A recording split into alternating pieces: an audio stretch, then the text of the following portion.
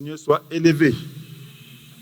Nous sommes là parce que nous croyons au Seigneur. Nous croyons qu'il est au milieu de nous. Et nous croyons que son Esprit Saint est là.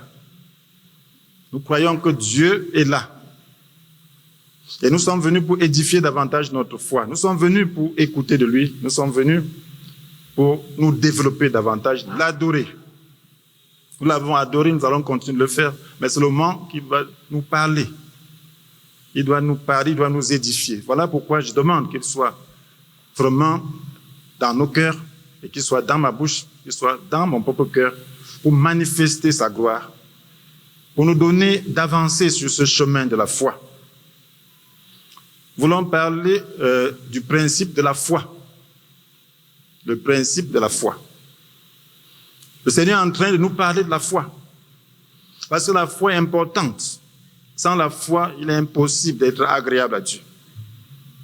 Donc si le Seigneur nous parle de la foi, c'est parce que il voudrait que nous puissions accomplir sa volonté. Il voudrait que nous soyons heureux.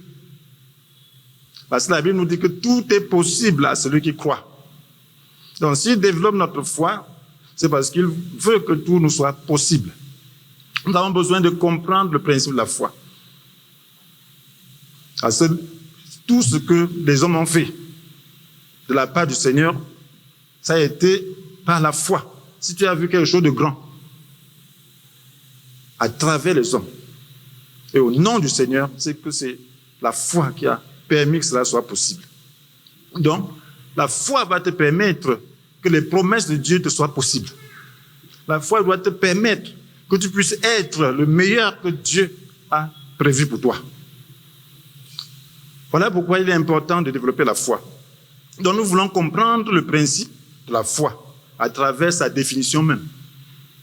Et des exemples d'hommes approuvés par Dieu. Est-ce que nous savons ce que c'est que la foi? Pendant que je lis la définition, je comprends cette définition dans une autre dimension. Il y a différents aspects de cette définition.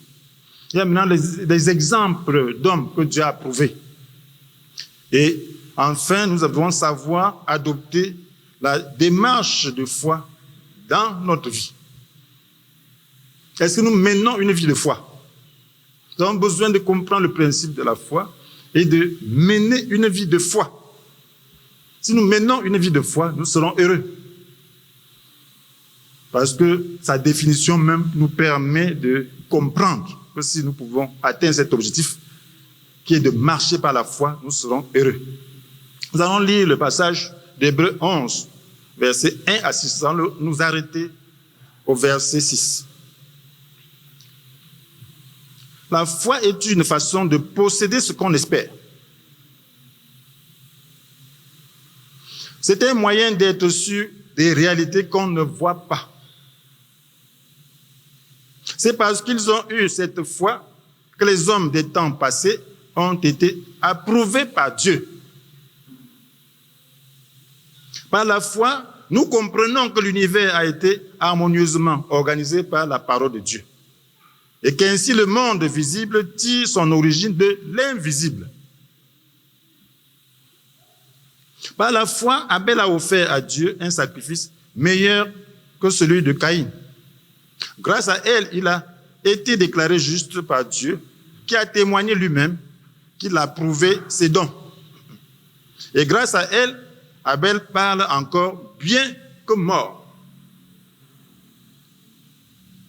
Par la foi, Enoch a été enlevé auprès de Dieu pour échapper à la mort.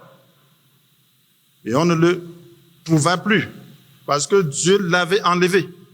En effet, avant de nous parler de son enlèvement, l'Écriture lui rend ce témoignage. Il était agréable à Dieu. Or, sans la foi, il est impossible de lui être agréable. Car celui qui s'approche de Dieu doit croire qu'il existe et qu'il récompense ceux qui le cherchent. Très important. Nous avons compris la définition de la foi. La foi est une façon de posséder ce qu'on espère. C'est le moyen d'être sûr des réalités qu'on ne voit pas. Qu'est-ce que ceci veut dire? Cela veut dire que la foi est une capacité qui nous donne de posséder ce que nous espérons. C'est une capacité qui nous donne d'être sûrs des réalités que nous ne voyons pas, mais que nous espérons vivre. C'est une capacité divine. Ce n'est pas une capacité juste humaine.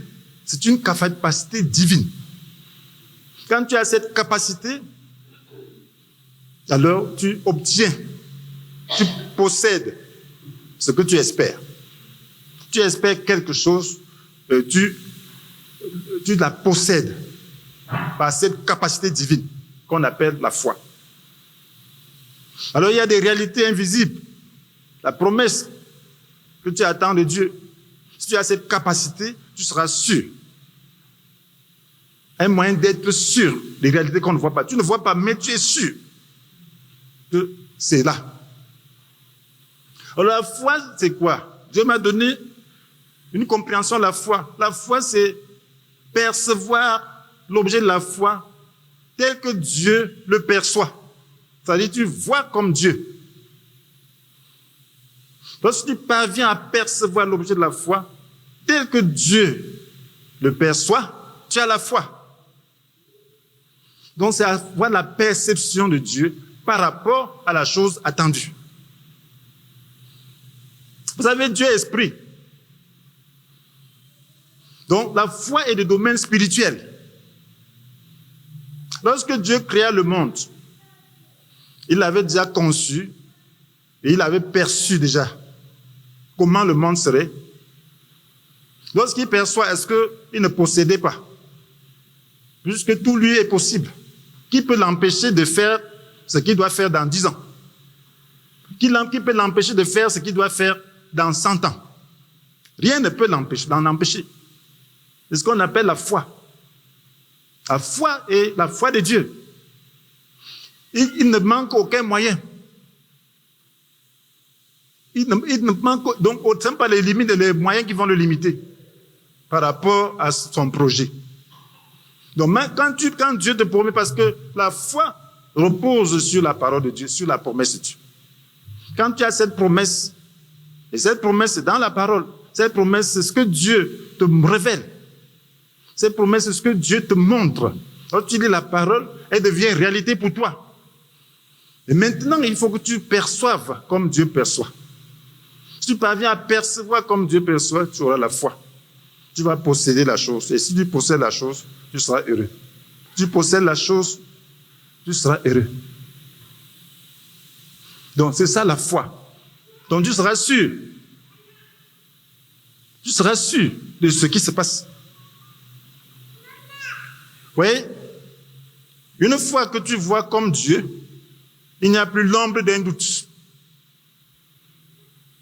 Donc, tu commences à te réjouir. Tu commences à être serein. Vous voyez, beaucoup d'entre nous ne vivons pas par la foi. Nous devons reconnaître que notre foi est petite, n'est-ce pas? Amen. Amen. Le Seigneur avait dit que si on avait la foi qui avait seulement la grosseur d'un grain de sénévé, tout nous serait possible. On pouvait commander à cette montagne qui se tient devant nous d'aller se jeter dans la mer. Et elle obéirait. Ça veut dire que si tu ne peux pas commander aux obstacles qui se tiennent devant toi d'aller se jeter dans la mer, c'est que ta foi n'a pas atteint le degré de la grosseur du grain de sénévé. Peut-être notre foi, c'est juste comme un grain de poussière. Il faut qu'elle grossisse. Amen. Nous sommes là pour que notre foi grossisse. Qu'elle grossisse. Le Seigneur veut que notre foi grossisse, de sorte que l'on puisse faire les œuvres qu'il a faites, de sorte qu'on puisse vivre comme lui l'a vécu. Il est venu pour être le modèle de foi. Sa vie en tant qu'humain est le modèle pour nous. Nous devons être en mesure de faire ses œuvres. Et il a dit que nous en ferons même de plus grandes. Si nous ne les faisons pas, ce n'est pas parce qu'il ne peut pas le faire, c'est parce que nous n'avons pas suffisamment de foi. Parce qu'il dit tout est possible à celui qui croit. Donc il faut comprendre le principe de la foi pour pouvoir se développer, pour pouvoir la développer et rendre toutes choses possibles. Parce que Dieu veut qu'on réussisse. Dieu veut qu'on accomplisse son dessein. Dieu veut qu'on puisse porter du fruit en abondance. Dieu est glorifié lorsque ce qu'il a fait marche. Lorsque l'œuvre de la croix est puissamment manifestée en nous, Dieu est content. Mais ça ne peut se faire que par la foi. Donc, nous allons parler de quelques modèles bibliques des hommes de la foi que Dieu a approuvés. Et nous allons appliquer le principe de la foi par rapport à nos besoins propres. Nous avons des besoins. Donc, quelques modèles bibliques de la foi. Si tu veux être approuvé par Dieu, il te faut la foi. C'est ce que nous dit le verset 2 d'Hébreux 11 que nous avons lu. C'est parce qu'ils ont eu cette foi que les hommes des temps passés ont été approuvés par Dieu. C'est parce qu'ils ont eu cette foi. Je vous assure que Dieu n'approuve pas quelqu'un parce qu'il est beau. Dieu n'approuve pas quelqu'un parce qu'il est fort. Dieu n'approuve pas quelqu'un parce qu'il est pauvre. Dieu n'approuve pas quelqu'un parce qu'il est riche. Mais Dieu approuve quelqu'un parce qu'il a la foi. Sans la foi, c'est impossible de lui être agréable. Dieu t'approuve seulement sur la base de ta foi. Parce qu'il y a des gens qui ne croient pas que Dieu existe.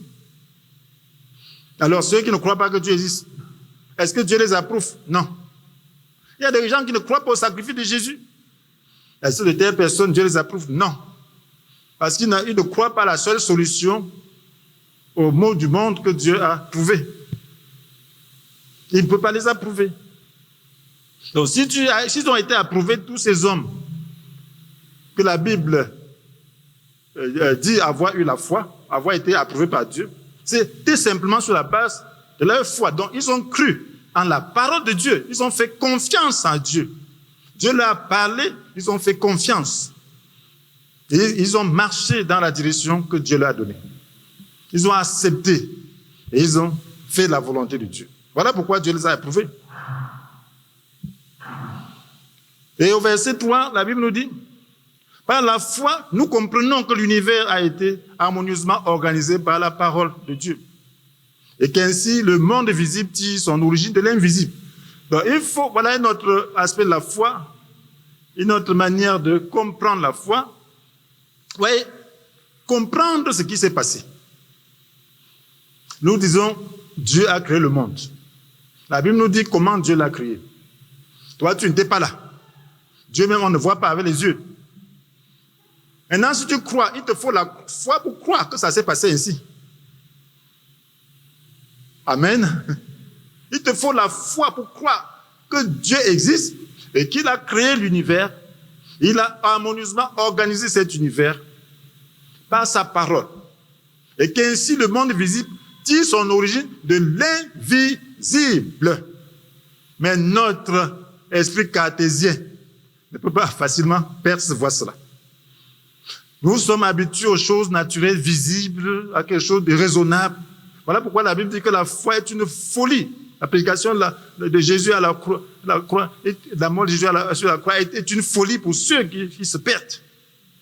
Mais pour nous qui sommes sauvés, c'est la puissance même de Dieu. Donc il faut la foi pour comprendre. Est-ce que tu as accepté que ce monde existe par le fait de la création de Dieu, ou c'est juste le bim-bam? La théorie de bim-bam.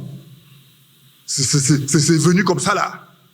Il n'y a pas d'auteur, ça s'est manifesté comme ça. Est-ce que ça, c'est pas une folie pour Dieu? Vous avez vu quelque chose qui existe de soi-même comme ça là, qui n'a pas d'auteur, donc par hasard les choses sont réunies, les sont formées, ainsi de suite. L'homme était un singe, il s'est transformé, tout ça. Qui a donc créé ce singe? Pour qu'il se transforme. Donc, ouais, pour ça, c'est la sagesse de l'homme. Et ce sont des gens qui sont tellement sages qu'ils envoient des fusées sur la Lune, qui font beaucoup de choses, qui créent beaucoup de choses. Mais, quant aux réalités divines, il faut la foi. Si tu n'as pas de l'approche de foi, tu seras fou. Il te faut la foi. Donc, quand tu crois que Dieu a créé l'univers, Alors ça veut dire que tu as une capacité que Dieu t'a donnée. Moi, je n'ai pas l'ombre d'un doute que Dieu est le Créateur. Je n'ai pas l'ombre d'un doute. Je n'ai pas l'ombre d'un doute que Dieu a conçu. Je n'ai pas l'ombre d'un doute que c'est Dieu qui a organisé cet univers, que c'est lui qui m'a créé. Donc ça veut dire qu'il m'a donné cette capacité de pouvoir posséder cela. Je possède cette réalité divine. Si tu ne possèdes pas, ça veut dire que tu n'as pas la capacité. Vous allez voir quelqu'un bien intelligent, mais qui n'arrive pas à croire à l'existence de Dieu. Il n'a pas la capacité de percevoir cela. Parce que c'est une capacité divine. Voilà comment la foi procède. Il lit la parole, il ne comprend pas. Parce qu'il faut la révélation. Si tu lis la parole sans t'attendre à Dieu, sans te dire qu'il faut que je comprenne, sans dire que tu es limité, alors tu auras des problèmes. Tu ne pourras pas comprendre parce que ce n'est pas fait pour la raison humaine. Donc il faut une autre dimension. Il faut l'esprit, il faut que l'esprit de Dieu t'éclaire. Il faut que tu perçoives par l'esprit. Que ton esprit s'éveille par la puissance divine et que tu perçoives comme Dieu perçoit. La Bible nous dit au verset 4, par la foi, Abel a offert à Dieu un sacrifice meilleur que celui de Caïn. Grâce à elle, il a été déclaré juste par Dieu, qui a témoigné lui-même qu'il a prouvé ses dons. Et grâce à elle, Abel parle encore bien que mort. Donc la foi te permet de demeurer. La foi permet que tes œuvres soient éternelles.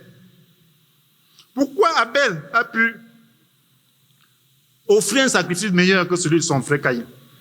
Parce qu'il a eu la foi. Comment s'est manifestée cette foi? Cette foi lui a donné de saisir la grandeur de Dieu. Percevoir la grandeur de Dieu provient de la foi. Pour que tu puisses comprendre qui est Dieu. Souvenez-vous, le pharaon avait dit, qui est l'Éternel? Pour que je lui obéisse. Il est qui? Moi, je suis le roi. Je commande. Dieu là est qui? Donc, pour percevoir qui est Dieu, il faut la foi. Pour percevoir Dieu dans sa grandeur, il faut la foi.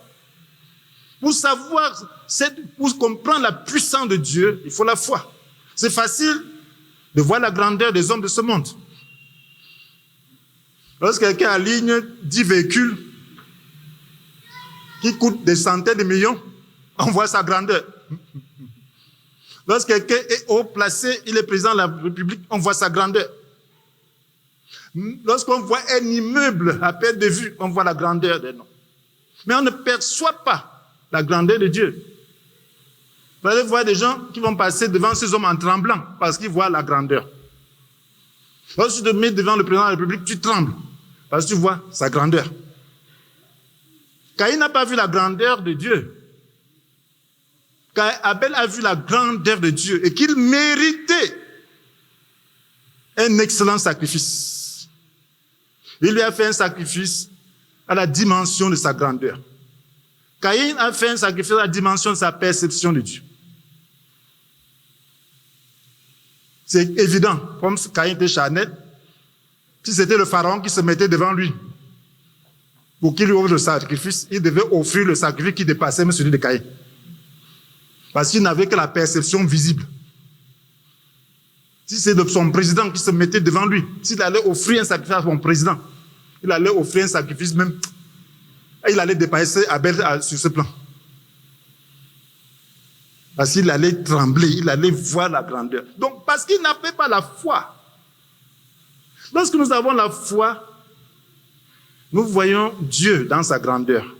Et lorsque nous voulons poser un acte au nom de Dieu, nous le faisons selon la grandeur de Dieu. Nous le faisons parce que nous savons qui est ce Dieu. Lorsque nous méprisons ce que Dieu fait, alors c'est parce que nous ne voyons pas sa grandeur. Si nous avons la perception de Dieu dans sa grandeur, nous serions beaucoup plus grands. Et nous ferions des choses beaucoup plus grandes. Parce que nous posons des actes à la dimension de Dieu. Et Dieu nous approuverait et nous pourrions faire beaucoup de choses en son nom. Au verset 5, par la foi, Enoch a été enlevé auprès de Dieu pour échapper à la mort. Et on ne le trouva plus. Parce que Dieu l'avait enlevé. En effet, avant de nous parler de son enlèvement, l'Écriture lui rend ce témoignage. Il était agréable à Dieu. Or, sans la foi, il est impossible de lui être agréable. Car celui qui s'approche de Dieu doit croire qu'il existe et qu'il récompense ceux qui le cherchent. Vous voyez, Enoch, son histoire est magnifique. Lorsque vous lisez la Bible, à partir du livre de Genèse, vous voyez, Enoch vous marque. Dans Genèse 5, verset 22. Quand j'avais lu ça, j'ai compris que Dieu pouvait enlever quelqu'un. J'ai vu que Dieu a d'abord enlevé quelqu'un. La Bible nous dit, parlant d'Enoch, après cela, Enoch conduisit sa vie sous le regard de Dieu durant 300 ans. Et il eut d'autres enfants. Enoch conduisit sa vie sous le regard de Dieu. Ça veut dire que Enoch avait la confiance en Dieu. Lorsque Enoch vivait, il était conscient de la présence de Dieu. Il était conscient de sa puissance. Il était conscient de sa sainteté. Il était conscient de sa souveraineté. Donc, il lui soumettait donc toute sa vie. Il permettait à Dieu d'être la lumière de sa vie, de ne pas laisser un espace d'ombre dans sa vie. Et pour ces raisons, il marchait donc en communion avec Dieu. Donc, il allait poser ses pas dans les empreintes de Dieu. Vous voyez? On dit au verset 26, après cela, il vécut encore. Non. Au verset 24, Enoch vécut en communion avec Dieu. Puis il disparut, car Dieu le prit auprès de lui. Enoch vécut en communion. D'abord, il conduit sa vie sous son regard et il vit en communion. Il était un avec Dieu. Il faut la foi pour être un avec Dieu. Quelquefois, nous ne voulons pas céder toute notre vie. Pourquoi? Parce qu'on n'a pas confiance en Dieu. On dit, si on lui cède toute la vie, là, il peut faire ce qu'on n'aime pas. Non. Enoch a cédé toute sa vie de sorte qu'il était un avec Dieu. De sorte qu'il ne faisait que la volonté de Dieu. Il ne faisait que ce que Dieu lui montrait de faire. Et pour cette raison, il a été enlevé. Et ce n'est que la foi qui pouvait lui permettre de faire ainsi. Ce n'est que la foi qui pouvait lui permettre de lui dédier entièrement sa vie. Le Seigneur veut qu'on lui dédie complètement sa vie. Mais ce n'est pas facile. Il faut la foi. La Bible nous dit, offrez-vous vous-même à Dieu. Offrez-vous vous-même à Dieu. La Bible nous dit, à cause de cette grande bonté de Dieu, offrez-vous comme un sacrifice vivant à Dieu. Donc, est-ce qu'on parvient à faire confiance au Seigneur? Nous, on fait confiance à moitié, un tout petit peu. Mais si on avait plus de foi, on pourrait lui offrir vraiment son corps, tout son être, et lui faire confiance. Et ce serait magnifique. Si on avait confiance que Dieu veut faire quelque chose d'excellent avec notre vie, on lui offrirait tout notre être. Parce que Dieu nous a créés pour une vie riche d'œuvres bonnes qu'il a préparées à l'avance afin que nous accomplissions. Mais nous n'avons pas confiance. Il faut la foi. C'est la foi qui permet à ces gens-là de voir Dieu dans sa grandeur, dont la capacité de percevoir Dieu tel qu'il est. Ça venait de Dieu. C'est une capacité qui vient de Dieu quand on est disposé, quand on cherche, quand on veut. C'est ça qu'on appelle la foi. L'objet de la foi doit se former en notre esprit.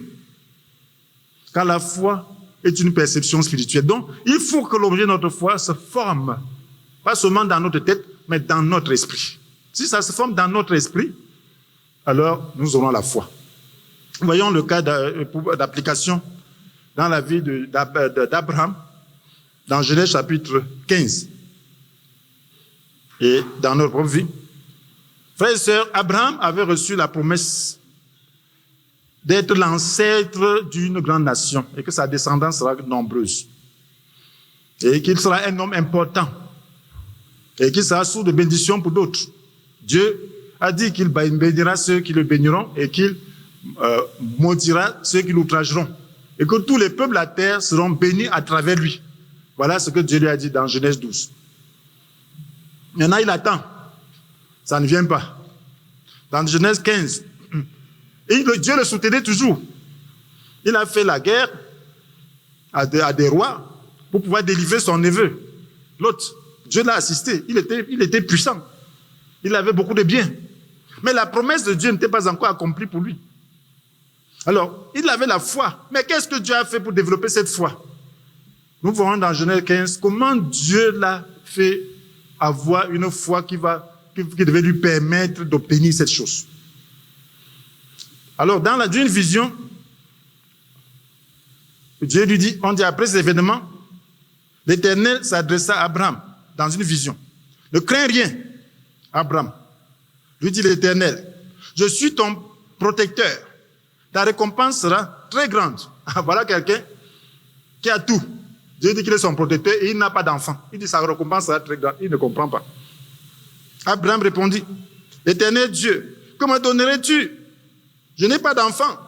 Et c'est Eliezer de Damas qui héritera tous mes biens. Tu ne m'as pas donné de descendance. Poursuivit-il. Et c'est un serviteur attaché à mon service qui sera mon héritier. Voilà, il était déjà désespéré. Il dit que j'ai tout, tu m'as tout donné. Ah, tu dis ma récompense sera très grande. Je m'en vais, je suis âgé. Tu vas me donner quoi? Bon, mon serviteur sera mon héritier. Qu'est-ce que Dieu lui dit? Alors l'Éternel lui parla en ces termes. Non, cet homme-là ne sera pas ton héritier. C'est celui qui naîtra de toi qui héritera de toi. Ah. Puis Dieu le fit sortir de sa tente et lui dit, contemple le ciel et compte les étoiles. Si tu en es capable, Dieu dit contemple, il dit détends-toi. Abraham, tu es déjà trop stressé par cette affaire. Amen. Nous sommes souvent stressés par les promesses de Dieu. Lorsque le temps avance, et on se décourage. Mais la foi est toujours un peu là.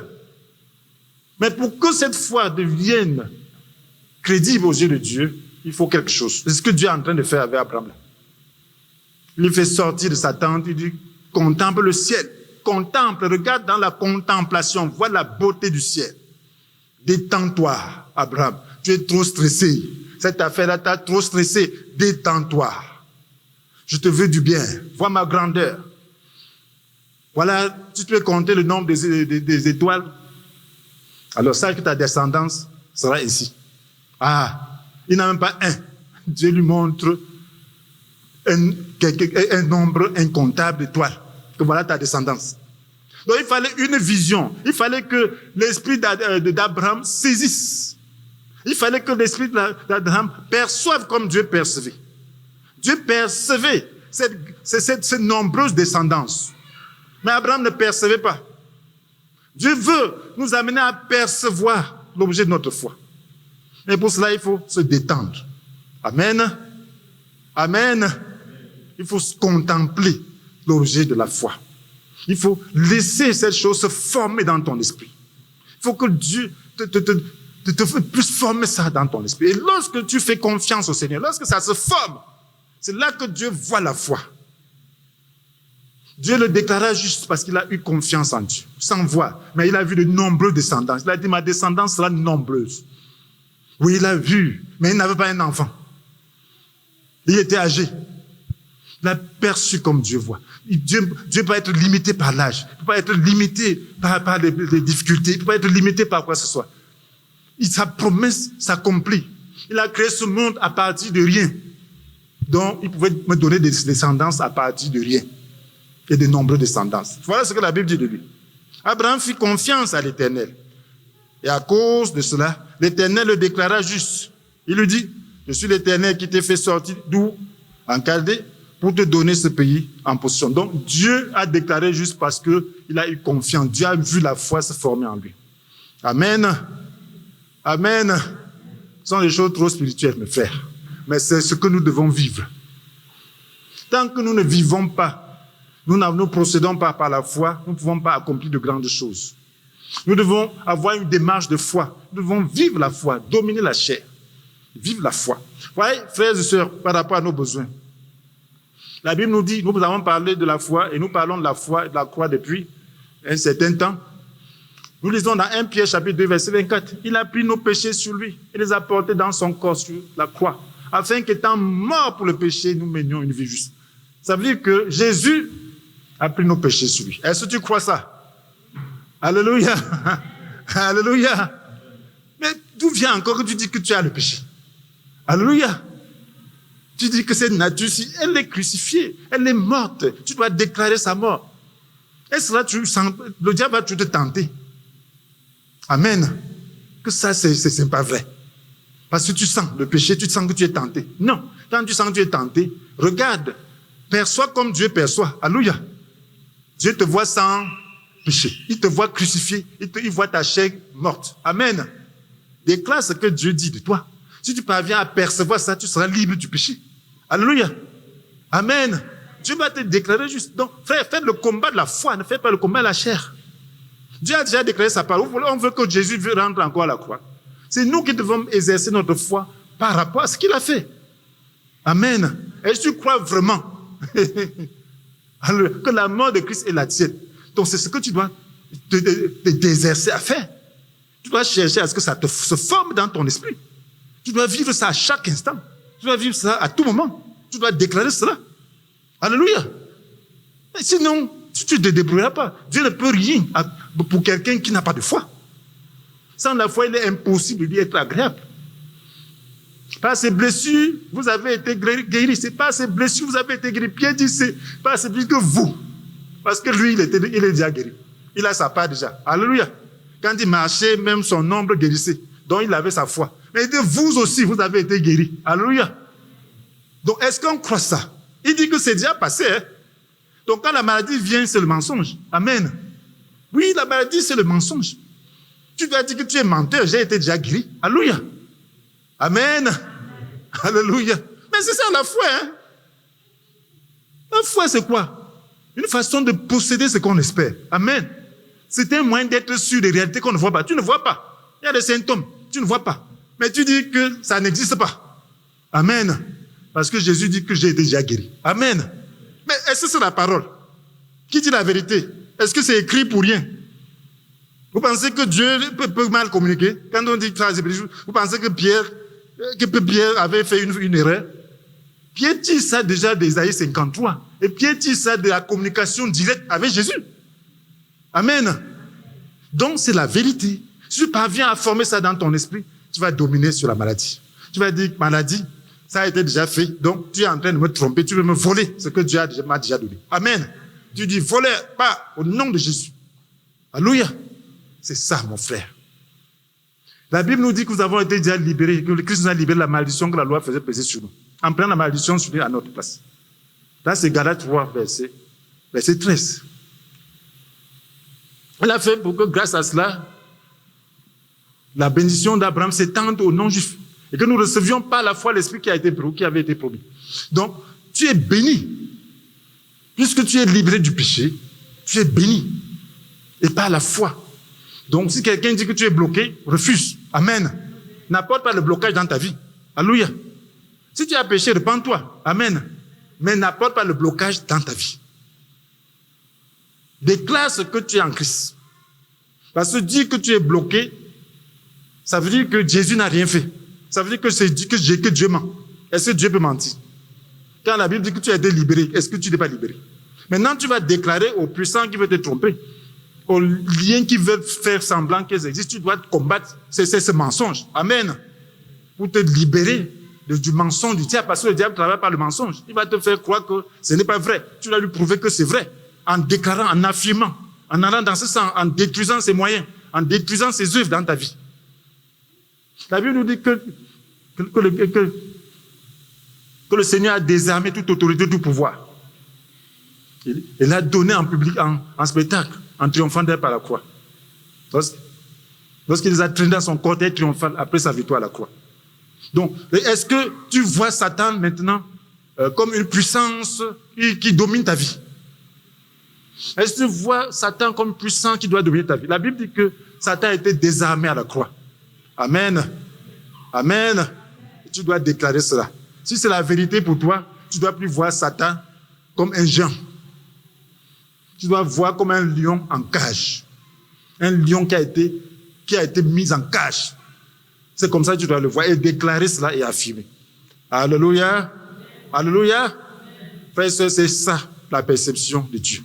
Et tu dois exercer cela. Tu dois prier ainsi. Tu dois vivre ainsi. Les circonstances, tu vois, tu dois refuser. Tu dois proclamer la parole de Dieu. Tu dois plutôt dire ce que Dieu dit. Et refuser ce que Satan dit. Refuser ce que tes doutes disent. C'est ça la foi. Parce que la Bible, c'est une façon de posséder. Si tu as possédé, tu as encore un problème. Si tu es allé au guichet, tu as possédé. Tu as encore un problème. Ton problème sera résolu, non? Alléluia. C'est un moyen d'être sûr de réalité qu'on ne voit pas. Quand tu vas à la banque, tu n'es pas sûr. Tu ne vois pas l'argent. Mais tu t'en vas à la banque pourquoi? Amen. Tu ne vois pas parce que dans ta perception, tu sais qu'il y aura l'argent. Alléluia. C'est comme ça la foi. Donc, l'ombre d'un doute. On ne doit pas avoir l'ombre d'un doute. La foi demande un engagement total. Et c'est Dieu qui donne quand tu es disposé. Alléluia. Maintenant, pour ceux qui n'ont pas encore reçu Jésus, toi là qui n'as pas encore reçu Jésus, veux-tu manifester la foi pour recevoir Jésus afin d'être sauvé et délivré de ta nature pécheresse et être béni? Est-ce que tu veux recevoir Jésus pour bénéficier de son œuvre à la croix? Dieu voit en son Fils la solution à tous tes problèmes. Veux-tu voir comme lui et invoquer Jésus dans ta vie? Alors prie avec moi et dis: Père céleste, merci pour ton Fils, Jésus-Christ, qui est la solution à tous mes problèmes. Je l'accepte dans mon cœur afin d'être sauvé de mes péchés et de ses conséquences. Merci Seigneur pour ton salut. Amen. Amen. Que le Seigneur vous bénisse.